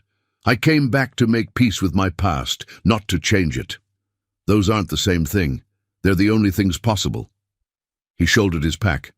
We should move. The horses are rested. Sarah didn't press further, but as they saddled the mounts and prepared to leave, Elijah could feel her studying him, not with judgment, but with a quiet assessment that somehow felt more unsettling. The morning air was crisp, the world washed, clean by the night's rain. They made good time along a game trail that wound through stands of pine and across small meadows bright with wildflowers. In another context, it might have been idyllic. The flood seemed distant here, a calamity belonging to another world. "I've never been this far from town alone," Sarah admitted as they paused to water the horses at a clear stream. "Father always insisted on escorts, usually Deacon Phillips or one of my cousins." "Why did he let you go to the Turners alone then?" Elijah asked. "That seems unlike him." A shadow crossed her face. "He didn't know. I told him I was visiting Mrs. Henderson to help with her newborn, but when word came about Mrs. Turner's difficult labor..." She shrugged. "I'm the only midwife within 10 miles since Dr. Abernathy's wife died." "You're a midwife?" Elijah's surprise was evident. "I thought you were just the preacher's daughter." "I'm never just anything, Mr. Wolf." There was a hint of steel beneath her polite tone. "I've delivered 12 babies in Redemption Creek. Father permits it because it's women's work and because the town needs someone with the skill. But he doesn't know I've been studying Dr. Abernathy's medical books. He thinks a woman doctor is unnatural." Elijah nodded slowly, pieces falling into place. "Like Hannah Miller." "Yes." Sarah's eyes met his. "That's why your story rang true to me. I recognized Hannah in your words, another woman who wanted more than the narrow life laid out for her." There was something in her gaze that made Elijah look away first. He busied himself checking Thunder's saddle girth, uncomfortable with the parallel she'd drawn. "We should reach the main trail to Copper Creek by noon," he said, changing the subject. "The going will be easier then." They mounted and continued their journey. The silence between them now waited with unspoken thoughts. The landscape gradually changed as they descended from the foothills, pine forests giving way to more open country dotted with scrub oak and sage. By mid-morning, they could see the distant smudge of smoke that marked Copper Creek. "Someone's coming," Sarah said suddenly, pointing ahead where the trail emerged from a stand of trees. Elijah reined in Thunder, his hand dropping instinctively to his revolver. 3 riders appeared on the trail, moving at a brisk trot toward them. As they drew closer, Sarah gasped. "That's my father," she said, her voice tight with disbelief. "And Sheriff Parker. And is that Mason?" Indeed, the 3 men approaching were Reverend Cooper, Sheriff Parker, and the blacksmith, all armed and wearing expressions that ranged from grim determination to barely contained fury. They spotted Elijah and Sarah at the same moment, spurring. "Their horses forward. Move behind me," Elijah told Sarah quietly. "No," she replied, urging Promise forward to draw even with Thunder. "I won't hide." Reverend Cooper reached them first, his normally composed face twisted with rage and relief. "Sarah, thank God!" He turned cold eyes on Elijah. "Step away from my daughter, Wolf." Sheriff Parker drew his pistol, training it on Elijah with deadly intent. "You're under arrest for kidnapping." "Kidnapping?" Sarah's voice rose in disbelief. "I left of my own free will. There was a note he forced you to write." "No." "A doubt," her father cut in. "It's all right, Sarah, you're safe now." "I was never in danger," she protested. "We were on our way to Copper Creek to get help for the town. The council approved." "The council was misled," Reverend Cooper said harshly. "This man manipulated them, just as he manipulated you, using the flood as cover for his true intentions." Elijah remained still, hands visible, though tension radiated from his frame. "How did you find us?" he asked Parker. The sheriff's mouth twisted in a grim smile. "Not as clever as you think, Wolf. Mason here knows these hills even better than you do. Figured you'd take the ridge trail. We rode through the night to catch up." Mason sat silently on his horse, his expression unreadable. Unlike the others, his weapon remained holstered. "This is absurd," Sarah said, anger replacing her initial shock. "Sheriff, I told you I volunteered for this mission. Father, I left you a note explicitly stating I was going to Copper Creek with Mr. Wolf to get help. A note I found torn up and discarded," Reverend Cooper replied. "Obviously planted to mislead us while he took you against your will." Elijah's eyes narrowed. "You tore up her note?" "To protect her reputation," the Reverend said stiffly. "Better. The town thinks she was taken than that she willingly rode off with a murderer." Sarah's face was drained of color. "You lied to the entire town. Made them believe I was kidnapped?" "I did what was necessary," her father said. "Now come here, Sarah. We're taking you home, and Wolf is coming with us," Parker added, cocking his pistol. "In chains this time." Sarah didn't move. No, the single word fell between them like a stone. Reverend Cooper blinked, clearly not expecting defiance. "Sarah, you're confused, frightened. This man has done nothing wrong." She interrupted, her voice steady. "He saved my life during the flood. He warned us about the dam. He's risked himself repeatedly for people who hate him. And now we're going to Copper Creek to get help, just as the council directed." Sheriff Parker's expression darkened. "That's not happening, Miss Cooper. We have orders to bring you both back." "Sheriff," Mason spoke for the first time. "Maybe we should hear them out." Parker glared at him. "You turning soft on outlaws now, Mason?" "I'm thinking about the people back on that hill," the blacksmith replied, "running low on food and medicine. We could let them continue to Copper Creek, bring back supplies and help. While Wolf escapes justice, not a chance." Sarah moved Promise forward, positioning herself between Elijah and the sheriff's gun. "There will be no justice in what you're planning, Sheriff. Only vengeance for a crime that never happened."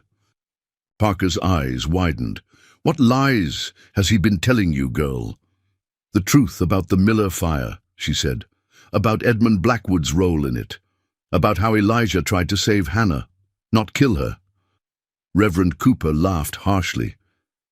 "And you believed him? Sarah, I raised you with better sense than to trust the word of a what, father?" Sarah's voice was dangerously soft. "A half-breed? A killer? Or just a man different from you?" An uncomfortable silence fell. Mason shifted in his saddle, looking between the preacher and his daughter with growing unease. "Edmund Blackwood confessed on his deathbed," Sarah continued. "Elijah found him in Santa Fe last month. That's why he came back, to clear his name, not to cause trouble." "Convenient that Blackwood is dead and can't confirm this story," Parker sneered. "Convenient for whom?" Elijah spoke at last. "Not for me, not for the Millers, whose memory has been twisted to serve a lie." His eyes locked with Parker's. "You never looked for evidence that might prove me innocent, Sheriff. Never questioned why a boy taken in by a family who showed him nothing but kindness would suddenly turn on them. I know what I saw," Parker insisted. "You running from the scene covered in blood." "Hannah's blood," Elijah said quietly, "from trying to reach her through the upstairs window, from the cuts I got breaking the glass. Did you ever wonder why I was outside the house if I started the fire inside?" Parker's gun wavered slightly. Doubt flickered across his weathered face. "Enough of this," Reverend Cooper snapped. "Sarah, come here now. I won't ask again." Sarah straightened in her saddle. "No, Father. I'm going to Copper Creek. The people on that hill need help, and I won't let your pride or the sheriff's vendetta stop me from getting it." "Then you leave me no choice." The Reverend's voice hardened as he turned to Parker. "Sheriff, arrest my daughter for her own protection. She's clearly not in her right mind." Parker hesitated, glancing between father and daughter. "You can't be serious," Mason protested. "Arrest her for what? Trying to save the town?" "For obstruction of justice," Reverend Cooper said coldly. "And for aiding a fugitive." Before Parker could respond, Elijah made his move. In one fluid motion, he drew his revolver and fired, not at the men but into the air. The shot cracked like thunder, startling their horses. As the animals reared and the men struggled for control, he grabbed Sarah's reins. "Ride!" he shouted, spurring Thunder forward. They bolted down the trail, hooves pounding the packed earth as shouts erupted behind them. Sarah kept pace beside him, bent low over Promise's neck as the mare stretched into a gallop. Behind them, Parker fired a wild shot that went wide, followed by the sound of pursuit. The trail split ahead, one fork continuing toward Copper Creek, the other veering west into rougher country. Elijah made a split-second decision, turning. "Thunder toward the western path. Follow me," he called to Sarah. She hesitated only briefly before turning Promise after him. They crashed through brush and over rocky ground, putting distance between themselves and their pursuers.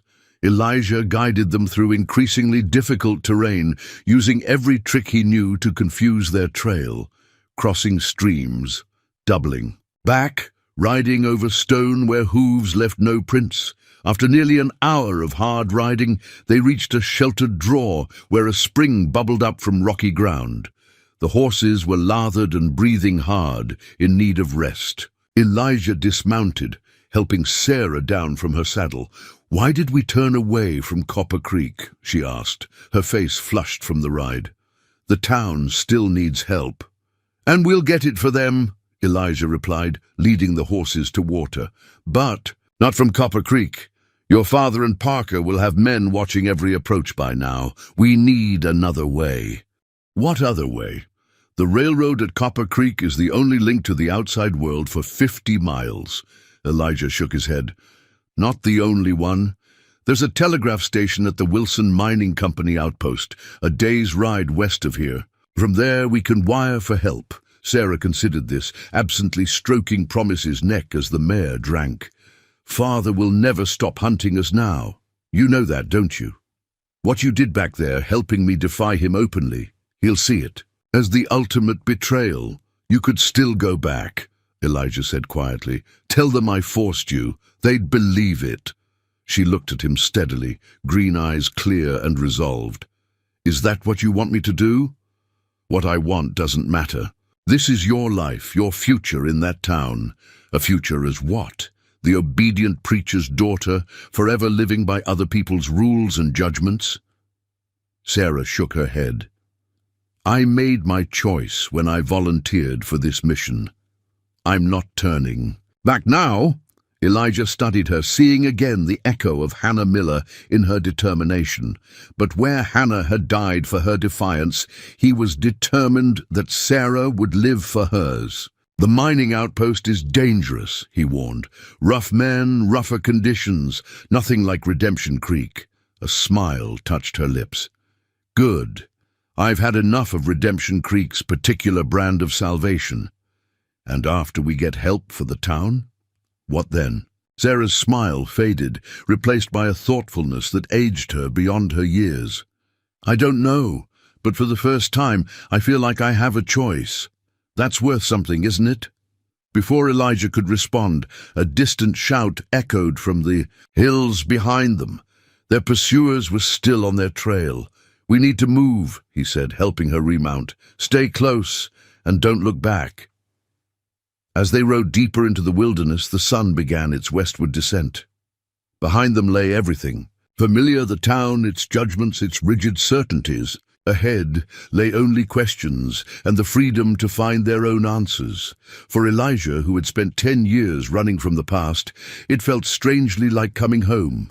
For Sarah, leaving the only home she'd ever known, it felt like the first true breath. After a lifetime of suffocation, the trail grew faint before them, winding through stands of pine and over rocky ridges. Their shadows stretched long beside them, two figures moving in unison, connected not by the circumstances that had thrown them together, but by the choices that kept them there. Somewhere in the hills behind them, a father raged and a sheriff plotted. But for now, for this moment caught between past and future, they rode free. Dusk settled over the mountains like a purple veil, bringing with it the sharp chill of high country nights. Elijah and Sarah had pushed the horses hard, following game trails and old logging paths that few men remembered. Though they'd seen no sign of pursuit for hours, caution kept them moving until the failing light made further travel dangerous. They made camp in a secluded hollow where a cluster of boulders provided shelter from the wind. Sarah gathered wood, while Elijah tended to the exhausted horses, removing their saddles and rubbing them down with handfuls of grass. The animals had given everything asked of them and more. "How far to the mining outpost?" Sarah asked as they sat before a small, carefully banked fire. The flames cast flickering shadows across her face, highlighting the determination that had replaced her earlier uncertainty. "If we start at first light, we should reach it by mid-afternoon," Elijah replied, offering her a strip of jerky from their dwindling supplies.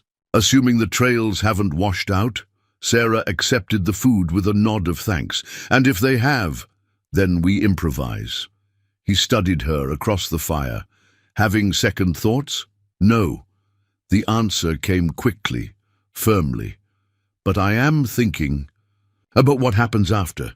The town needs help, medicine, food, perhaps evacuation for the most vulnerable. Even if we send a telegraph tomorrow, it could be days before aid arrives."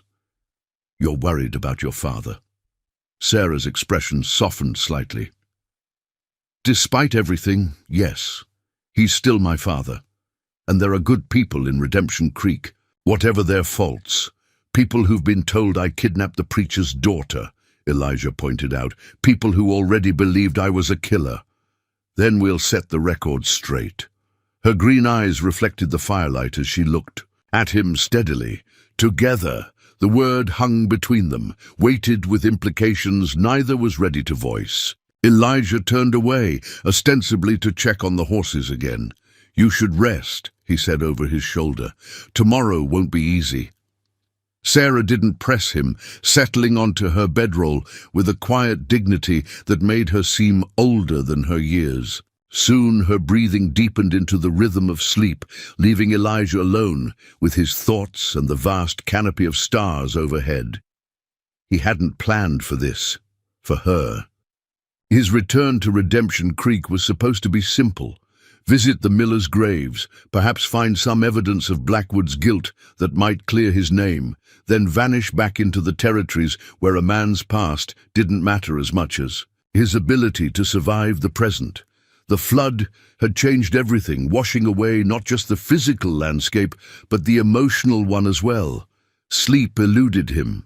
Instead, he kept watch through the night, alert for any sign of Parker and his men, for any threat to the woman who had inexplicably placed her trust in him. Thunder nickered softly in the darkness, sensing his restlessness. "I know," Elijah murmured to the horse. "Nothing's simple anymore." Dawn arrived clear and cold, painting the eastern sky in delicate pinks and golds. Sarah woke as the first light, touched their camp, immediately alert and ready to continue their journey. They breakfasted quickly on the last of their provisions, then saddled the horses and set out. The terrain grew increasingly rugged as they traveled west. Steep slopes, covered in pine and aspen, deep ravines carved by spring runoff, meadows bright with wildflowers. In another life, under different circumstances, it might have been a pleasant journey through some of the most beautiful country in the territory. But the urgency of their mission and the knowledge of pursuit kept pleasure at bay. By mid-morning, they reached a high ridge that offered a sweeping view of the landscape they'd left behind. Far to the east, the flooded valley stretched like a vast inland sea, the town of Redemption Creek reduced to a few scattered points rising above the water. The cemetery hill stood as an island, crowded with tiny figures, the townspeople still, stranded by the unrelenting flood. "It's worse," Sarah said softly, shading her eyes against the sun. "The water's still rising." Elijah nodded grimly. "All the more reason to reach the telegraph station. They need help sooner rather than later." They pressed on, descending into a steep-walled canyon where a stream, swollen by the recent rains, rushed over smooth stones. The trail narrowed dangerously, forcing them to dismount and lead the horses through treacherous stretches where one misstep could mean disaster. "Watch your footing," Elijah warned as they navigated a particularly narrow section. "The rock is—" His warning came too late. Sarah's boots slipped on wet stone, sending her stumbling toward the edge where the ground fell away steeply to the stream below. Elijah lunged forward, catching her arm just as she began to fall. For a heart-stopping moment they teetered on. The brink, gravity pulling them toward the rushing water 20 feet below. Then Elijah's strength prevailed. He hauled her back onto solid ground, both of them breathing hard from the near disaster. Sarah steadied herself against him, her hands gripping his arms. "Thank you," she gasped, still shaken. "Seems like I'm always pulling you out of water." He replied, attempting to lighten the moment. She looked up at him, suddenly aware of their proximity. "Maybe it's fate." "I don't believe in fate," Elijah said, but he didn't step away. "What do you believe in?" The question hung between them, intimate and challenging. Before he could answer, the distant sound of voices echoed down the canyon. They froze, listening. "Must have come this way," a man's voice called, faint but unmistakable. "Parker," Elijah whispered. He turned to the horses, quickly gathering their reins. "We need to move, now!" They hurried along the trail, no longer concerned with being quiet. Speed mattered more than stealth now. The canyon widened ahead, offering multiple paths forward. Elijah chose the steepest, hoping the difficult terrain would slow their pursuers. For 2 hours they pushed on, climbing higher into the mountains, where the air grew thin and cold. The voices faded behind them, but Elijah knew better than to assume they'd lost Parker's posse. The sheriff was nothing if not persistent, a quality that might have been admirable in a man less consumed by prejudice and pride. By early afternoon, signs of human activity began to appear. A felled tree cut with an axe, a rough trail widened for wagons, the occasional glint of metal among the rocks where prospectors had tested for ore. The Wilson Mining Company outpost couldn't be far. They crested a ridge and finally saw it, a collection of wooden buildings nestled in a natural bowl between the mountains.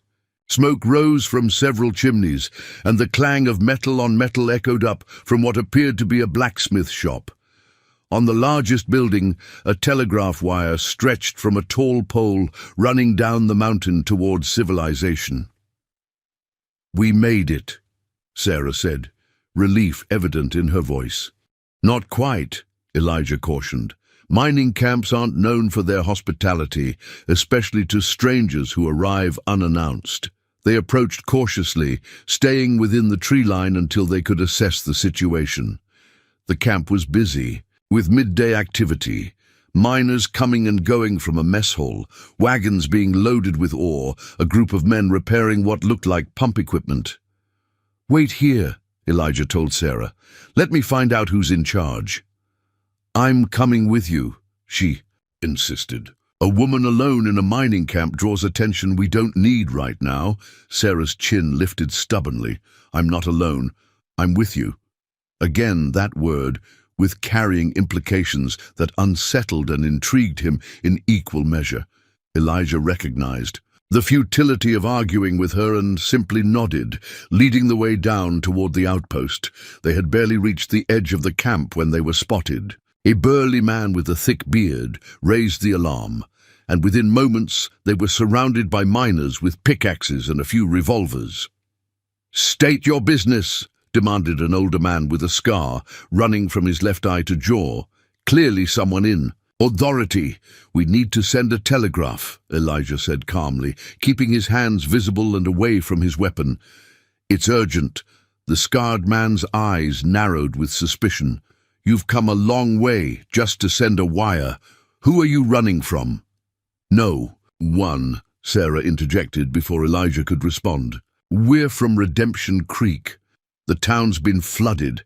People are stranded, running out of food and medicine. We need to summon help." The mention of the flood changed the atmosphere immediately. Several of the miners lowered their weapons. Heard about that, the scarred man said. Bad business. Wilson himself sent men to check the pass, but it was completely underwater. He studied them more carefully. You two made it through. We took the high ridge, Elijah explained. Not an easy route. The man nodded slowly, coming to a decision. Name's Harker. I run this outpost when Wilson's away. He gestured toward the largest building. Telegraph is inside. You can use it, but it'll cost you. We have little money, Sarah admitted. But I'm a skilled midwife and have some medical knowledge. Your camp could use such services, I imagine. Harker's expression shifted from suspicion to grudging respect. That it could. We lost our doctor last winter to pneumonia. He glanced at Elijah. And him? I know horses, Elijah said simply. And I can hunt. After a moment's consideration, Harker nodded. Fair enough. Send your wire. We can discuss payment after. They were led to the company office where a young man operated the telegraph. Sarah quickly composed a message addressing the flood situation, requesting immediate aid from the territorial governor's office and the nearest military outpost. The telegrapher's fingers flew over the key, translating her urgent plea into the dots and dashes that would bring help to Redemption Creek. It's done, the telegrapher announced when he finished. Reply might take some time, though. Harker, who had watched the whole process with arms crossed, now approached them. You're welcome to wait here for a response, but I should warn you, we had riders earlier today asking about a half Apache man and a woman matching your description. Elijah tensed. Sheriff Parker didn't give names, Harker replied, but they were offering a reward for information, said the woman had been kidnapped. That's a lie, Sarah said firmly. I left willingly to seek help for our town. Harker studied, her face, then Elijah's. Whatever he saw there seemed to satisfy him. Not my business, either way. Wilson Mining Company doesn't get involved in local disputes, but those men might circle back this way eventually. We understand, Elijah said. Thank you for the warning. They were given a small cabin on the outpost's edge to rest and wait for a response to their telegraph. The single room was spartanly furnished. 2 narrow cots, a rough table with 2 chairs, a pot-bellied stove for heat and cooking, but after days on the trail, it felt luxurious. Sarah sat by the window, watching the activity in the camp, while Elijah built a fire in the stove. The domesticity of the scene struck her suddenly. How natural it felt to share this space with him, how quickly her world had transformed from the rigid confines of the preacher's house to this wild uncertainty. What are you thinking? Elijah asked, noticing her contemplative expression. That everything has changed, she replied honestly. In just a few days, my entire life has been washed away, like the town. Regrets? She considered the question carefully.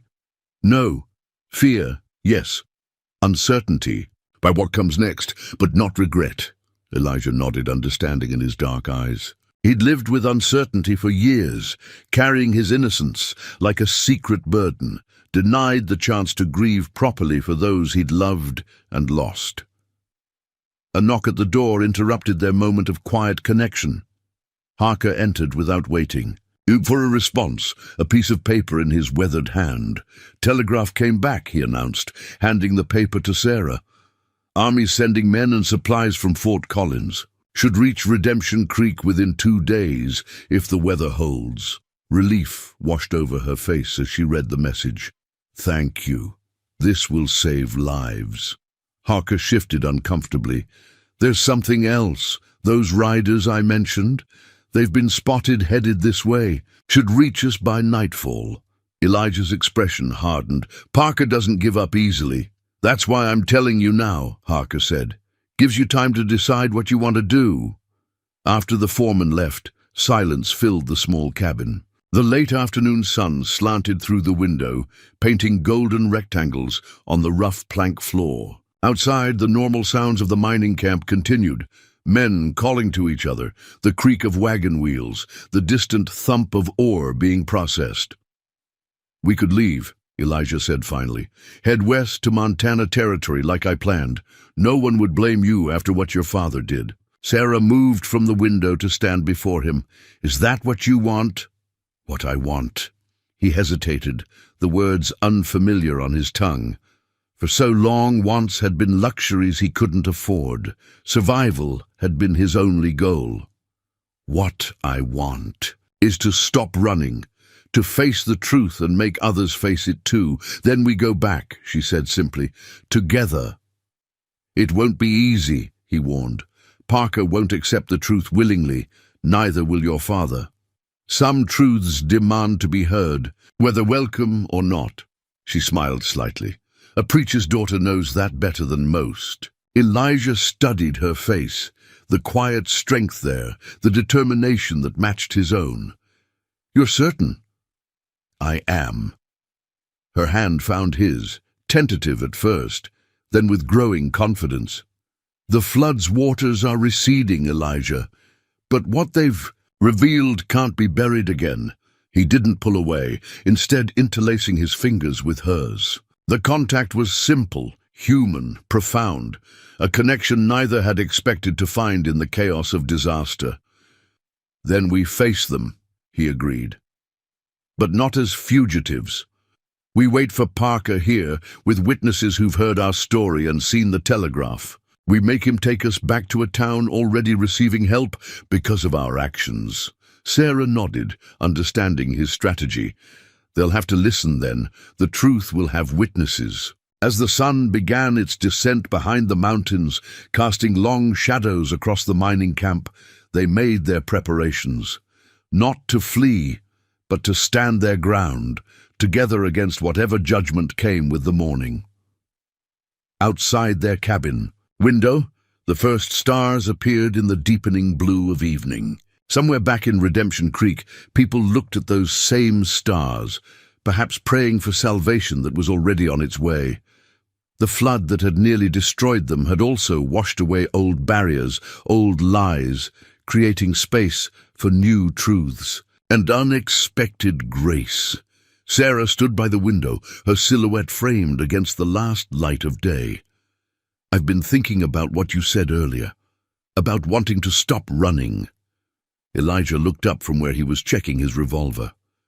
"And my whole life I've been running too, in a different way."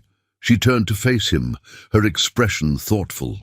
"Running from what I truly wanted, convincing myself that duty and obedience were enough, that the small freedoms Father allowed were all I could hope for." "What changed?" "The flood. You." She smiled slightly.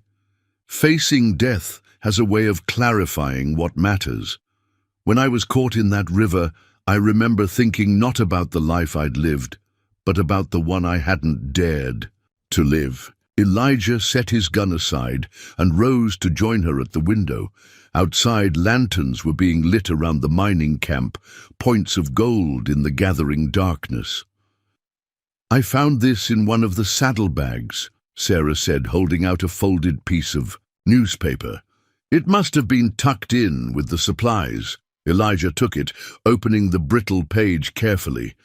It was a clipping from the Copper Creek Gazette, dated 3 weeks earlier. The headline read, "Women's Medical College announces expansion, scholarships for Western Territories." "It seems like a sign," Sarah said softly. "Don't you think?" "I don't believe in signs," he replied, handing the clipping back to her. "But I do believe in making choices when opportunities present themselves. What if my choice is to go east, to become Dr. Cooper instead of Reverend Cooper's obedient daughter?" Her green eyes searched his face. "What would your choice be, Elijah Wolfe, if you were truly free to make it?" The question hung in the air between them, weighted with possibility. For a moment, he was silent, considering all the paths his life might have taken, all the paths it still might take. "I'd find a place where the past doesn't define the future," he said finally. "Where a man is judged by his actions, not his bloodline. Maybe a place where a doctor could build a practice without prejudice getting in the way." "That sounds like a good choice," she murmured. hope flickering in her eyes. Their hands found each other in the fading light, fingers intertwining with newfound certainty. Outside, the wind shifted, carrying the clean scent of pine from the mountains. A reminder that beyond the mining camp, beyond Redemption Creek, a wider world waited. A sudden knock interrupted their moment. Harker's voice called through the door. "Riders spotted on the North Trail. Be here within the hour." "We'll be ready," Elijah called back. Sarah's hand tightened in his. "Together." The single word carried all the promises. Neither was yet ready. To voice aloud whatever came with the morning, confrontation, judgment, perhaps even danger. They would face it not as preacher's daughter and outcast, but as equals who had chosen each other despite everything that should have kept them apart. The cold night deepened around the mining outpost. Tomorrow would bring the chance to rewrite a story 10 years in the telling, to replace fear with truth, suspicion with understanding, and isolation with the most unexpected gift of all, belonging. As if to underscore this new beginning, the rain clouds that had shadowed them for days finally broke completely, revealing a sky ablaze with stars. Nature's reminder that even the most devastating storms eventually clear, leaving the world washed clean and ready to begin again. Up next, you've got 2 more standout stories right on your screen. If this one hits the mark, you won't want to. I'll pass these up, just click and check them out. And don't forget to subscribe and turn on the notification bell so you don't miss any upload from us.